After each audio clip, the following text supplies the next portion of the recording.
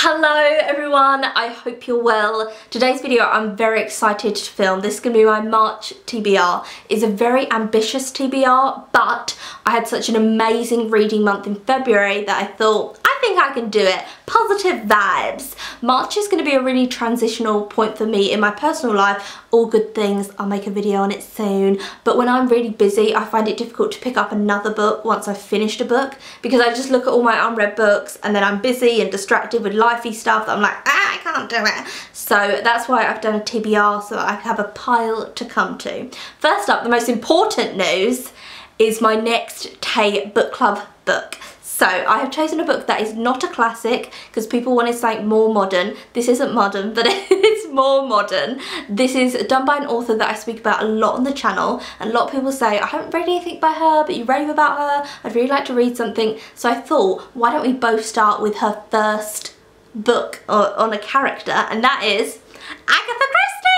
This is The Mysterious Affair at Styles, and this is the first ever Hercule Poirot novel that she wrote. It feels so like monumentous, because I've read so many Poirot and I love him, and Miss Marple I adore, but to read the first Poirot she wrote feels like, hallelujah. So this story takes place where Hastings goes to stay with his friends who he knew when he was a child, and then someone gets poisoned, and the famous Belgian detective Hercule Poirot is living nearby, and he knows the woman who's been poisoned, and he's friends with Hastings already. So he goes and solves the murder mystery. One thing I will say is that if you have read this book, please don't leave any spoilers, and when you send me your reviews of this book, if you are going to join in with the book club this month, let's not put the spoiler, let's not say who the murderer is at all. Just say how we feel about it and what vibe we got from it. I really hope people join in with this. I feel like quite a lot of you are gonna already read this because you're Agatha Christie fans like me, or some people might have not have read any Agatha Christie. So I'll be excited to read this to see how Poirot was in the first book and see if he changed in her later works that I've already read. Oh, I'm so excited to read an Agatha Christie. These are really quick reads as well. One thing I will say is the audiobook is available on YouTube, so you can just audiobook it, but there is so much dialogue in Agatha Christie that it just is such a fast-paced read. I feel like we're all going to love it. Let's hold hands, let's hope to God that we love this one. So I'm excited to read that. I'm now going to get into the rest of the books that I want to read. So first up I have this one that was sent to me by Penguin quite a bit of time ago, and this is The Road to Litchfield, and it's by Penelope Lively, and it's about a woman who her dad has a stroke and she has to go on the road to Litchfield, that must be where he lives or something, and then as going there things change within her life. I don't know a lot about it, but I like not to be spoiled on books. Stunning cover, let me just say that there. Next up I want to read a Ian Forster. February's book club book was A Passage to India by Ian Forster. Ugh, adored it. I love his writing, I love his characters, I love his plots. I read A Room with a View by him as well, absolutely adored that as well, and so I thought I'd try another one. This is Howard's End, and this is about a woman dies and she leaves all her money to a woman who she hardly knows, and her family is not happy with it. So I'm excited to read that. Next up I have a book that I haven't actually shown you in a book haul or anything, because I got it yesterday at a charity shop, and this is Mr. Pip by Lloyd James. It's about a girl who is set in 1991. She lives in a tropical island in the South Pacific. She's called Matilda, and there is war happening on her island, and then the only white man on the island decides that he's going to set up a school and that he's going to read them Great Expectations, and that's all I know about this. Again, lovely, gorgeous cover on that.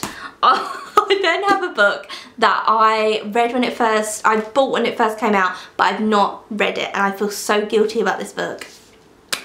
Oh, controversial. This is Go Set Watchman by Harper Lee. Now, I bought this book as soon as it came out. I never buy like brand new hardback books from the bookshop, but I bought it. I loved To Kill a Mockingbird. I was like, oh my god, I've got to get it.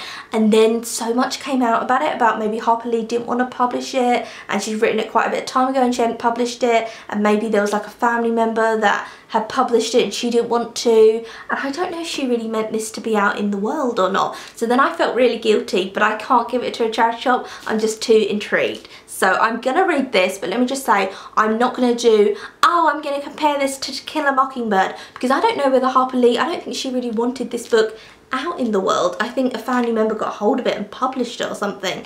So yeah, I'm not gonna compare it to Kill a Mockingbird, but I'm still gonna give it a read.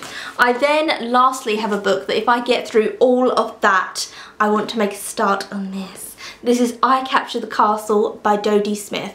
Dodie Smith did 101 Dalmatians, which is one of my favourite books, adore it. She then did Starlight Barking, which is a follow-up to 101 Dalmatians, and they're such cute books and they're written so beautifully, but they have so much poignancy and there's so much meaning that you can get from it as a child and as an adult. Love those books. So I thought I would try this one. This is the diary of Cassandra Mortman. Her dad used to be an author, but now he just sits around in the castle that they live in, which is turning into ruins, and he just reads, and her stepmom's a bit mad, and then some Americans move in next door, and this is just her diary. I think it'll be really lovely. I love Dodie Smith because I feel like her work is so readable, but it has deeper meanings. Like Starlight Barking is about animal abuse and people abusing animals and how people don't really deserve animals, and it's got such a deeper meaning for a children's book. I love it.